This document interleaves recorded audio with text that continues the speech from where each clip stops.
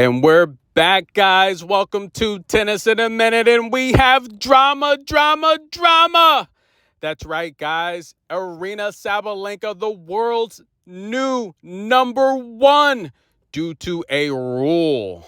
Ouch. That's right, guys. In case you're not familiar, Aryna Sabalenka is now the world's ranked number one because Iga Swiatek forfeited 130 points. Why? Because she did not compete in the minimum standard 6 WTA 500 events per calendar year. That's right, Aryna Sabalenka did not either. She did lose points also.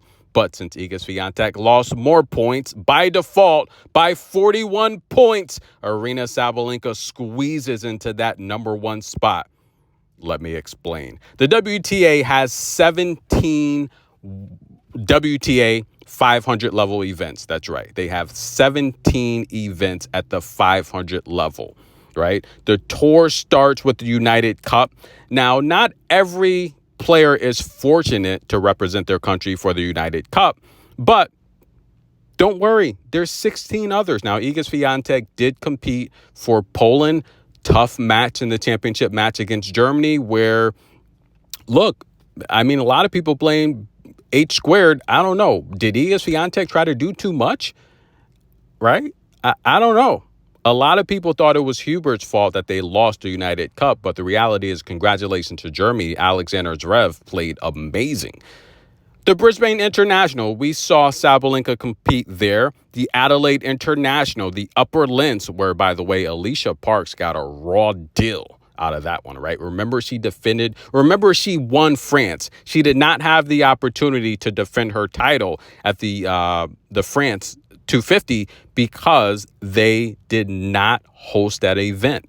So they instead went with the 500, the Upper Links in Romania, where Alicia Parks had to qualify.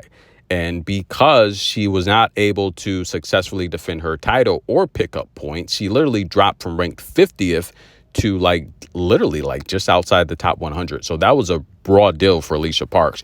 But then the tour heads to the Middle East, Abu Dhabi.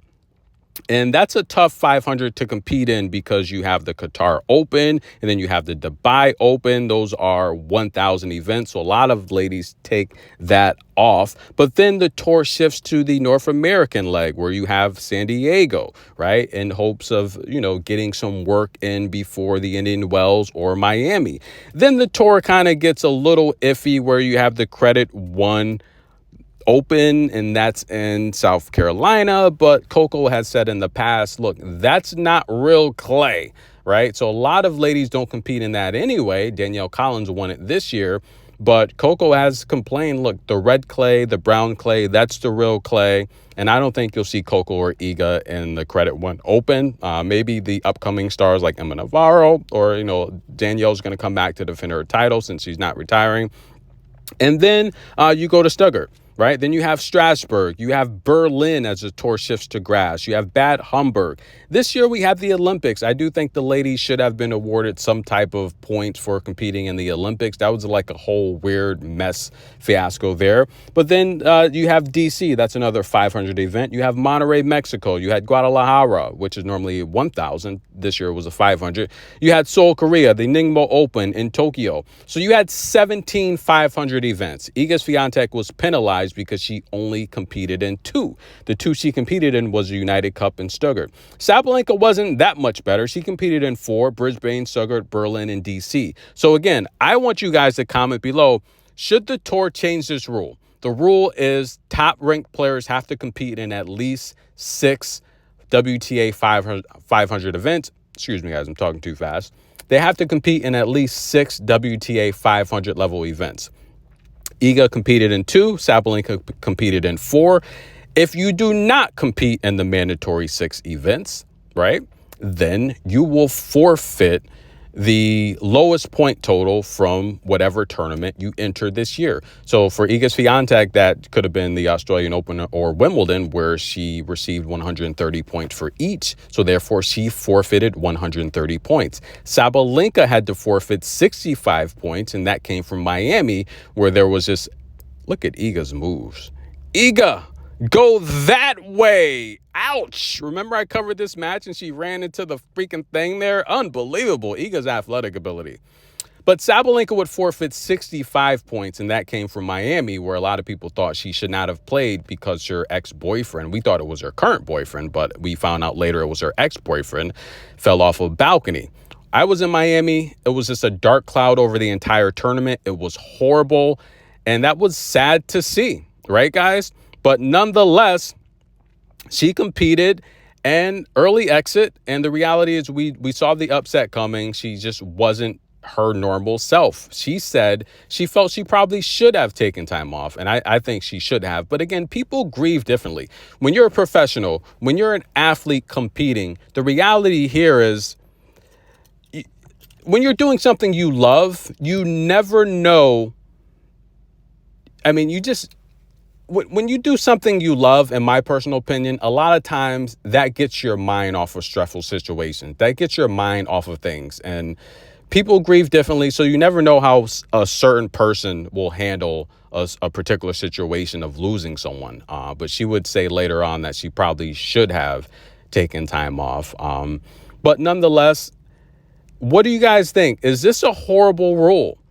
Me personally, I think a lot of these 500 events, they're smaller events. And this is why I think you don't see Emma Raducanu qualifying, right? I think there's another layer to this. And the reality here is I think these smaller events, the players get overwhelmed. You know, these 500 events, Iga Swiatek or Coco, if you haven't seen Coco practice or, you know, at a big tournament, she shuts it down. The fans line up, they wrap around the stadium. They want to see her. They want to take pictures. They want autographs. They just want to see Coco. She's larger than life. You're not going to see a lot of these stars at these 500 events. They're too small. I just think they're overwhelmed. You know, you walk off the court from a practice or a match and you're just mobbed by fans and players. You know, I saw Casper in Miami, and, you know, he said Miami was just not exactly in these words, but he said Miami was like a rundown tournament. He walked out of one of these matches and the fans, and the same with Gail Monfils. Gail actually stopped for me, but he walked out of Miami. The fans mobbed him. He had to literally run. They were chasing him down. Luckily, he stopped for me to show me love. But yeah, Casper, I saw Casper. He had to run out. And I think Casper was mad he didn't get a center court match. But listen, guys, you got to improve your ranking nonetheless. But he's big time anyway. But I think a lot of these WTA players, they're not going to be competing in these 500 events. It's too small. You know, the infrastructure is too small. They don't want to feel overwhelmed when they're leaving practices or matches. You know, I don't think so. You know, the Masters, the Slams, there's a lot more security. You know, there's a lot more people there. There's a lot more bigger attractions depending on how popular you are. So I think the ladies can, and of course it's required, right? There is a requirement, the Slams and the Masters, as long as you're healthy to compete. The 500s, you have to do 6 out of the 17. But I just think the infrastructure in a lot of these 500s is too small for the players. And they just feel overwhelmed. So I think a lot of players are not going to hit that minimum. In fact, I don't even think Coco hit that minimum this year. But what do you guys think? Should the rule be changed? But I want to take a look at some other top-ranked players. Coco, she slides into the number 3 spot, ladies and gentlemen. Now, the United States is the only country with 5 players ranked inside the top 20. Coco's ranked number 3 with 5,963 points. She has also qualified for Saudi Arabia. Congratulations. She has 2 championships this year, Auckland and the China Open. Congratulations, Coco. She has 8 championships on her career. And listen, we got to give Coco her flowers because a lot of the people I'm going to name on this list do not have 8 titles. And if they do have 8, they just got 8 this year. And Coco's 20 years old, the most athletic player on tour, the fastest player on tour. And what about big game Jessie P? She's ranked 4th in the world rankings, 5,785 points. We saw her do very, very well this year, guys. Toronto, Berlin. She captured her 6th championship. That's right, ladies and gentlemen, in Toronto. She has 6 for her career, ranked 4th on the world tour. Congratulations, big game Jessie P. A breath of fresh air, always classy. And what about Emma Navarro, ranked 8th. That's right. She's your third-ranked American, 3,698 points. She captured her first championship on the main tour, the Hobart International. Congratulations, Emma Navarro. She had some epic battles this year with Coco. And I do think she will represent the United States again for the Olympics. LA 28, class act, very, very good technical player. She's getting better and better. Congratulations, Emma Navarro. Always classy. What about Danny Mel, ranked 11th on the World Tour? Your fourth-ranked American, 3,176 points. Danny Mel captured Miami and Charleston. And listen, guys, she's not retiring. She is coming back. She's going to defend her championships. And I knew she would. I told you guys early in the season, I said, listen, after that tough Australian Open loss, she said this would be her last season. I said, look, she wants to have a baby. She's been trying. But listen, guys, she's going to come back, guys. This is not the end of Danielle Collins, and sure enough, it's not. What about Maddie? And look at the faces of Danielle. She is so entertaining. Maddie Patty, ranked 20th, your fifth-ranked American. 5 Americans inside the top 20, 2,206 points from Madison Keys. And we saw her do well this year. She captured her 8th championship at Strasbourg. Now, listen, Madison Keys has 8 titles. Danielle Collins has 5. Emma Navarro has 1. Pegula has 6. Coco has 8, and she's only 20. Give that young lady her flowers, ladies and gentlemen. But I also want to take a look at the Russian players because America has 5 players inside the top 20, but Russia has 4. And we're going to start with Dasha, who just captured her 8th championship at the Ningbo Open. Congratulations. She defeated Mira Andreeva. And listen, she has 2 titles on the year, Eastburn as well. Dasha has some of the best footwork in the game. Amazing defensive player. She's got to work on the serve, but her stamina and her mental toughness is unmatched. What about AK, Anna Kalinskaya? Now, listen, guys, she's never won a main tour championship, but listen, she's a tough out. She's a good shot maker between the lines. We saw her make the Dubai final this year, guys, where she would lose to Jasmine Polini. She also made the Berlin championship where she would lose to big game Jessie P. But listen, guys, she's doing solid. She is your second top-ranked Russian on the World Tour. And like I said, Russia has 4 players inside the top 10. And listen, AK, I want to call her AK-47 because she's got rockets. You saw what she did to Coco earlier this year. She said in that post-match interview, I could feel Coco's power and aggression right up to the last point. Boy, she did not want to go away. But this is a big win. So congratulations for Anna Kalinskaya. Hopefully she'll get her maiden championship soon. What about Diana Snyder? Diana's doing very, very well. She's your 3rd top-ranked Russian. Again, Russia has 4 players inside the top 20. And listen, Diana Snyder has been on a tear. She made my top teen prospects list last year, ladies and gentlemen. Now, Dasha's ranked 9th. Anna Kalinskaya's ranked 12th. Diana Snyder's ranked 16th on the World Tour, 2,585 points. She won Budapest. She won Huhen and Bad Homburg. 3 titles on the year, 3 for her career. She is going to be a problem. That left down the line, her top spin. And when I talk about players that are going to take over for Iga Swiatek on the clay circuit, she's going to be one of them. But also Mira Andreeva, guys, ranked 17th on the World Tour, 2,578 points. She won Lassie in Romania, won championship this year. She lost Ningbo last night to Dasha.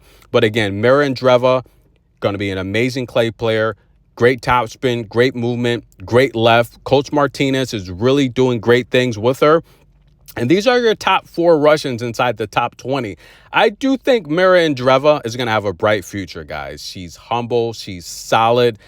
She's like a sponge. She's absorbing all that knowledge from Martinez, and I think she's going to have a great career.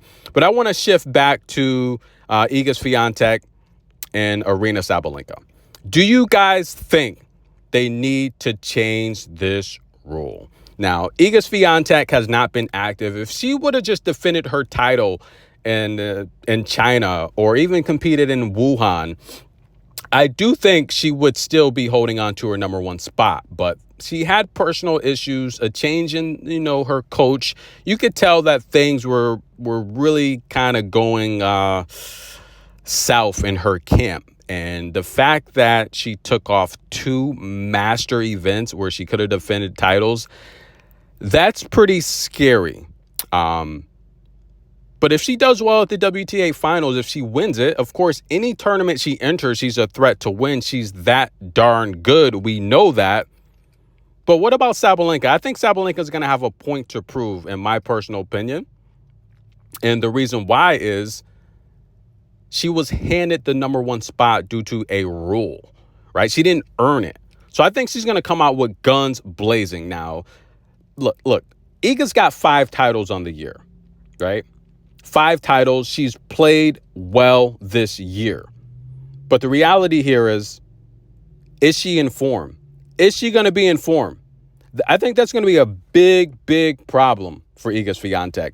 Someone like Sabalenka, who's in form, she's playing the best. Iga hasn't played since the U.S. Open, September, ladies and gentlemen.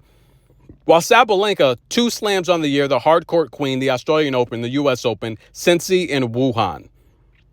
Iga's got titles. We know that she won Doha, the Indian Wells, Madrid, Rome, the French Open. Iga Swiatek, her 3rd straight consecutive 50-plus win season, 59-8. The fewest losses she's had out of the last 3 seasons, that 22 historic season, 70-10. 23 seasons, 69-12, 59-8 this year. But Sabalenka's, look, she's got back-to-back 50-win seasons as well. And I think when it comes to hard, she kind of has Iga's number as of recent, right? We saw at the WTA finals in Fort Worth where I was there. She destroyed Iga in that match. Iga Swiatek, making the frowns, frustrated, could not find a rhythm because Sabalenka on hard plays too fast. She's too strong and powerful with that forehand. Who's going to win the WTA finals? I'm excited, guys. I'm going to do a breakdown on every single player, their skills, how far I think they'll go, who will win it.